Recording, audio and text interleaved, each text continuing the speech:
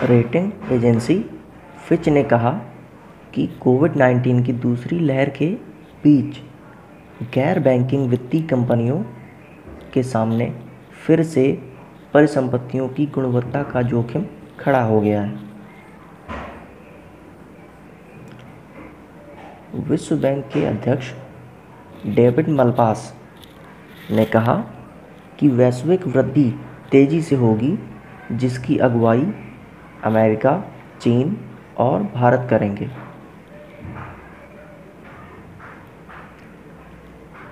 अंतर्राष्ट्रीय मुद्रा कोष (IMF) ने कहा कि कोविड-19 महामारी के दौरान भारत का ऋण जीडीपी अनुपात 74% से बढ़कर 90% हो गया और उम्मीद जताई कि आर्थिक सुधार के साथ ही यह घटकर 80% पर आ जाएगा।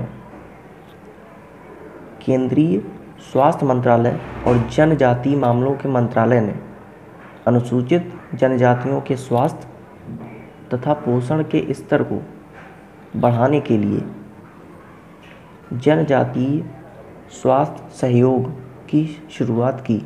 इसके तहत सरकारी व गैर लाभकारी संगठनों के प्रयासों को समन्वित किया जाएगा।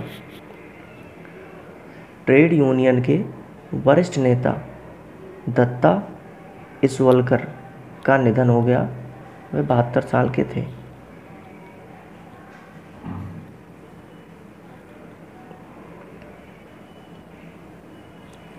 भारत और बहरीन ने तेल और गैस क्षेत्र, स्वास्थ्य और रक्षा जैसे महत्वपूर्ण क्षेत्रों में सहयोग प्रगाढ़ करने पर सहमति जताई।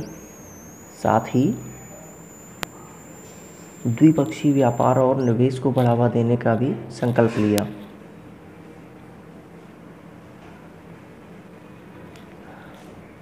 रूस के विदेश मंत्री सर्गेई लावरोव ने कहा कि उनका देश पाकिस्तान को अनिर्दिष्ट विशेष सैन्य उपकरण उपलब्ध कराएगा।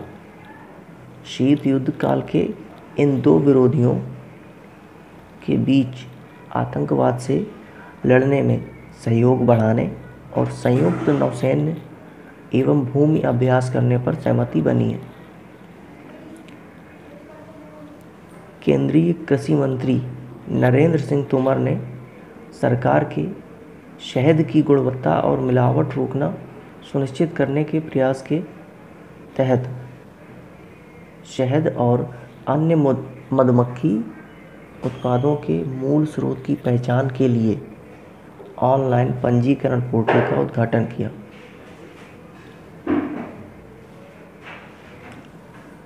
नेत्रा कुमानन ओलंपिक के लिए क्वालिफाई करने वाली पहली भारतीय महिला नौका चालक बनी।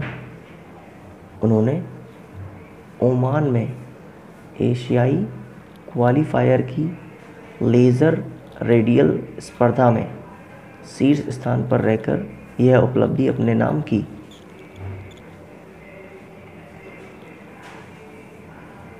रूसी ओलंपिक चैंपियन आंद्रेई सिलनोव और नताल्या एट्यूक को डोपिंग अपराधों के लिए 4 साल के लिए प्रतिबंधित कर दिया गया है।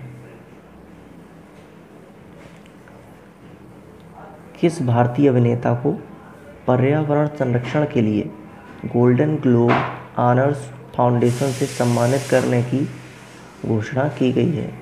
तो ये है अक्षय कुमार। हाल ही में किस राज्य ने कोविड-19 के प्रसार को रोकने के लिए 14 दिनों का मास्क अभियान लॉन्च किया? ओडिशा ने।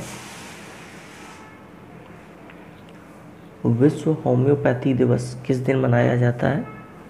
तो 10 अप्रैल को मनाया जाता है।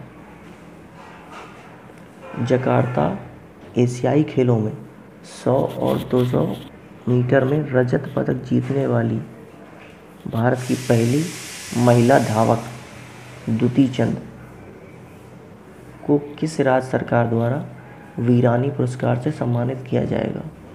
छत्तीसगढ़ राज्य सरकार द्वारा।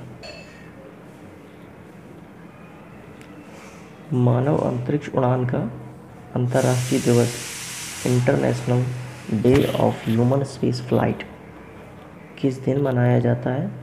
12 अप्रैल को।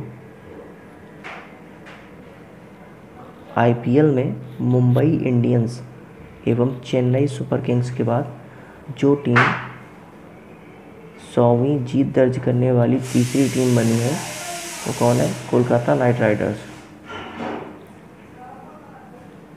पंजाब सरकार ने कोरोना टीकाकरण अभियान के लिए किस अभिनेता को ब्रांड एम्बेसडर बनाया है? सोनू सूद को।